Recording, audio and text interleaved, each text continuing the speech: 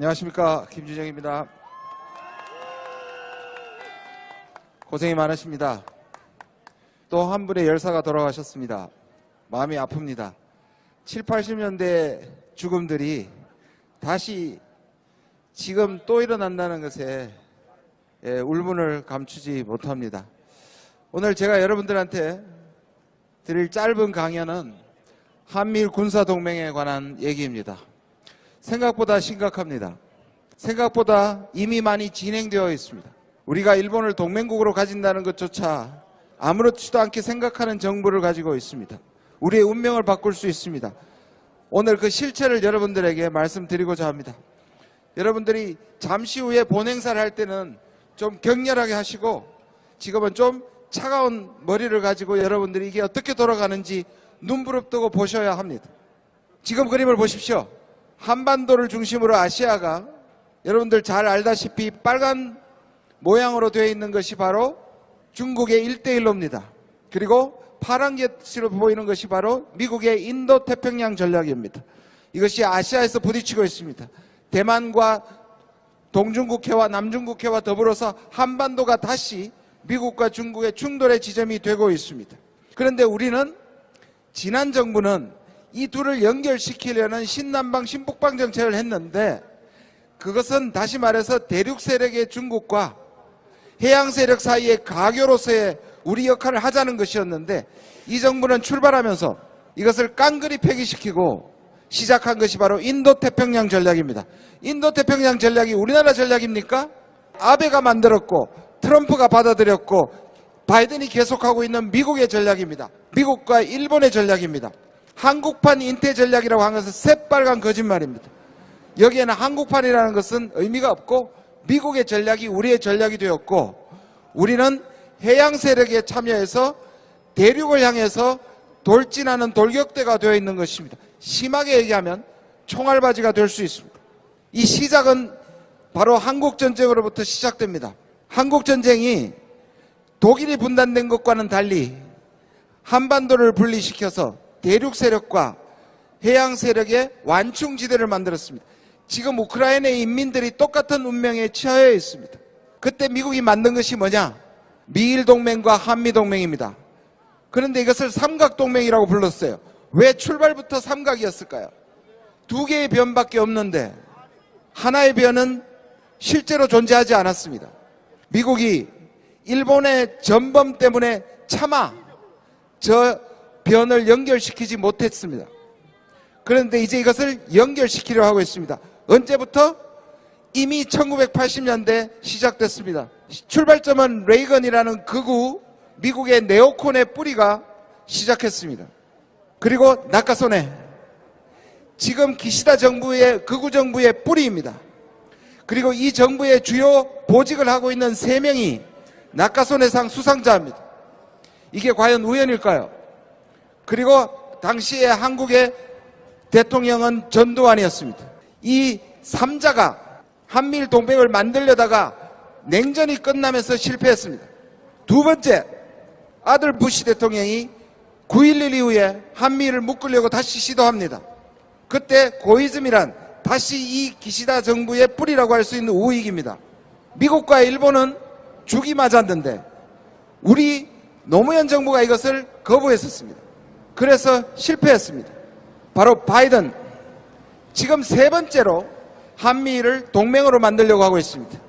어이없게도 미국의 민주당이 인권과 민주주의를 중시한다는 바이든 정부가, 민주당 정부가 앞장서고 기시다와 윤석열 정부가 만들려고 하고 있습니다. 이거 우리 굉장히 심각하게 봐야 합니다. 미국은 우리에게 확실하게 두 가지를 뺏어가려고 하고 있습니다.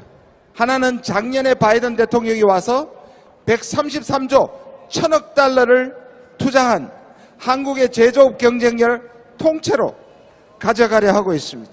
그게 바로 경제안보라는 이름으로 그렇게 시작되었습니다. 다른 하나는 조금 전에 말씀드린 한미일 유사동맹의 실주라, 이거는 미국의 수건이고 기시다가 하고 그리고 윤석열이 지지하고 있는 지금 당면한 가장 큰 문제라고 저는 생각합니다. 한미일 동맹으로 가는 출발점은 작년 11월에 동남아에 있었던 기억하실 겁니다. 프놈펜 선언이라고 얘기하는 겁니다. 제가 그때 한 라디오 쇼에 나가서 이렇게 말했습니다. 어제 한국의 미래를 결정할, 그것도 매우 부정적으로 비관적으로 몰고 갈 수 있는 소름 끼치는 선언이 나왔다. 그게 바로 프놈펜 선언입니다. 이게 한미일 동맹의 시작이었고, 그때 언론은 아무도 데리고 가지 않았습니다. 그 현장에 언론은 없었습니다. 밖으로 발표된 8개의 항이 있었지만 그것보다 훨씬 더 중요하게 3정상은 이미 한미일을 안보협력이라는 이름으로 동맹으로 몰고 가려고 했습니다. 그리고 한 달 후 일본에서는 일본의 안보 법안을 바꿉니다. 본격적으로 일본의 재무장을 선언합니다. 선제 타격을 허용하고 향후 4년간 일본은 국방비를 2배로 늘립니다. 이것은 그렇게 되면 일본은 세계 3위의 군사력이 됩니다. 누구의 무기나에? 미국의 무기나에. 불과 프놈펜스는 1개월 후 얘기를 왜 했을까요? 한국은 반대 한마디 하지 않았습니다. 그리고 4개월 후 올해 3월에 강제동원 해법을 발표합니다. 이것은 뭐냐? 한미일 동맹으로 가는 가장 큰 장애물이라고 봤던 한일 관계를 개선하기 위해서 미국의 압박에 의해서 한국이 양보한 결과입니다. 이 문제는 전체적으로 이미 짜여진 각본대로 움직이고 있습니다. 한미 정상회담, 기시다 방한, G7 이거 전부 다 한미일 동맹으로 가는 미리 짜여진 각본이라고 볼 수 있습니다. 여러분, 지난 3월 6일 강제 동원 해법을 발표했을 때가 미국은 밤 시간이었습니다. 그런데 거의 실시간으로 미국의 3명이 성명을 발표합니다. 대통령 바이든, 국무장관 블링컨, 그리고 주한 미국 대사가 거의 실시간으로 반응을 내는데, 특히 두 번째 보시면요, 블링컨이 어떻게 얘기하느냐를 한번 제가 읽도록 하겠습니다. 민감한 역사적 현안들에 대한 논의에 결론에 관한 한국과 일본의 오늘 역사적 발표를 환영한다. 이 다음에 주목해 주십시오. 이게 바로 내가 다른 국무부 고위 동료들과 함께 이 중차대한 협력 관계에 그 많은 시간을 들이고 집중한 까닭이다. 스스로 뭐 어떻게 얘기하고 있습니까? 강제동원의 배후에는 미국이다 라고 미국의 국무장관이 지금 실시간으로 얘기하고 있는 것입니다. 조금 무서운 얘기를 말씀드리고자 합니다. 여러분, 이 그림에 잘 보십시오. 2016년에 오바마 정부 마지막 국방장관인 애쉬턴 카터라는 사람이 미래의 미국은 이렇게 갈 것이다 라고 발표한 전략입니다. 이것이 지금 바이든 정부가 만들려고 하고 있습니다. 여러분, 오른쪽 밑에 있는 기괴한 괴물의 그림을 한번 봐주십시오. 이게 영화 매트릭스 나오는 괴물인데요.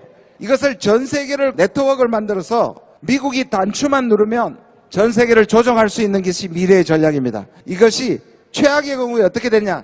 예를 들면 이런 겁니다. 미국이 워싱턴에서 버튼을 누르면 한반도의 미사일이 중국을 향해서 날아가고 일본의 미사일이 러시아로 날아갈 수 있는 그러한 전 세계의 한 몸으로 만드는 미국의 전략입니다.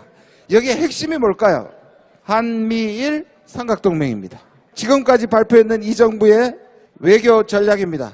평화를 통한 안보가 아니라 힘을 통한 안보를 부르짖고 있습니다. 군비 경쟁을 일삼고 전쟁을 불사하고 선제 타격론까지 얘기하고 있습니다. 이미 냉전적 진영 외교를 하고 있습니다. 포괄적 전략동맹, 여러분 여기에 주목하셔야 합니다. 여러분, 글로벌 포괄적 전략동맹 이 용어가 언제 출발했냐 하면 이명박 정부 때 지금의 안보실에 계신 어느 분이 당시의 전략조장관으로 만든 용어입니다. 이게 얼마나 무서운 용어냐 하면요, 겉으로는 이렇게 얘기합니다. 한국이 미국과 함께 글로벌 전략적 동맹이 된다. 다시 말해서 과거에는 미국이 한국을 도와주는 동맹이었지만 이제는 한국이 미국과 함께 세계를 경영한다. 그러나 실제로는 뭡니까? 우리가 우크라이나에 동원되고 우리가 대만에 동원되는 것을 의미합니다. 과거의 노무현 정부 때는 주한미군의 전략적 유연성을 미국이 따내려고 했는데 지금 정부는요, 주한미군을 움직이는 게 아니라 우리 군대를 세계 전략에 동원시키는 전략으로 가고 있다는 겁니다. 이번 한미공동성명 다시 한번 보십시오. 거기에도 글로벌 포괄적 전략동맹이라는 말이 있습니다. 이게 한미일 동맹과 함께 우리에게 매우 심각한 도전거리로 다가오고 있습니다. 편을 정하면 편해지는가? 아니죠. 가치 외교는 가치가 있나요? 없습니다. 지금 4개국을 한번 봐주십시오. 인도, 인도네시아, 튀르키예, 그리고 사우디까지 우리보다 훨씬 더 외교를 잘하고 있습니다. 국익을 위해서. 근데 이 정부는 미국의 전위대가 되고 있습니다. 우리의 시대적 과제가 지금 앞에 놓여 있습니다. 저는 아직도 우리에게 풀리지 않은 두 가지 과제를 이 정부의 실정으로 말미암아, 잘못된 외교 정책으로 말미암아 우리가 다시 한번 깨닫게 됩니다. 하나는 식민주의입니다. 제가 전 세계 국가를 다 살펴봐도 그 국가의 보수 정부가 친외세 세력인 것은 보지 못했습니다. 이 정부는 신내선 일체론자라고 부를 수 있을 만큼 친일을 고집하고 있는 정부입니다. 우리는 아직도 식민주의를 극복하지 못했습니다. 아직도 일본의 제국주의의 그림자에 벗어나지 못했습니다. 또 하나, 결국 분단체제입니다.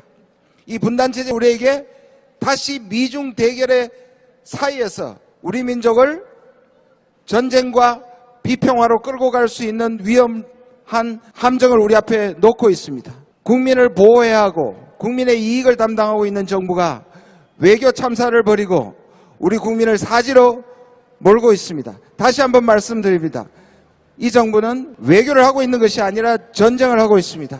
여러분, 한 가지 희망적인 상황을 말씀드리고자 합니다. 미국이 한국을 호구로 보다가 처음으로 긴장한 국면이 있습니다. 한국은 절대로 반미 정서가 생길 수 없다고 했었는데 언제부터 신경을 썼느냐? 바로 효순 미선 사건 이후로입니다. 미국이 우리 국민의 움직임에 긴장하기 시작했습니다. 그리고 촛불을 미국이 긴장하면서 바라봤습니다. 최근에 이 정부가 한중 관계를 망칠 뻔했습니다. 중국이 대한국 정책을 재검토하기 시작했습니다. 한국에 대해서 강경책을 주장하는 반대편에서 뭐라고 얘기했냐면 중국도 한국을 하나로 보지 않기 시작했다. 뭐냐 하면 이 정부는 시민의 지지를 받지 않는 정부라는 결론이 나왔다는 겁니다. 미국과 중국도 한국을 하나로 보지 않습니다. 그래서 여러분들이 지금 하는 것이 우리의 미래를 위해 중요한 투자라는 것을 저는 믿고 있습니다. 그래서 적극적으로 지지합니다. 경청해 주셔서 감사합니다.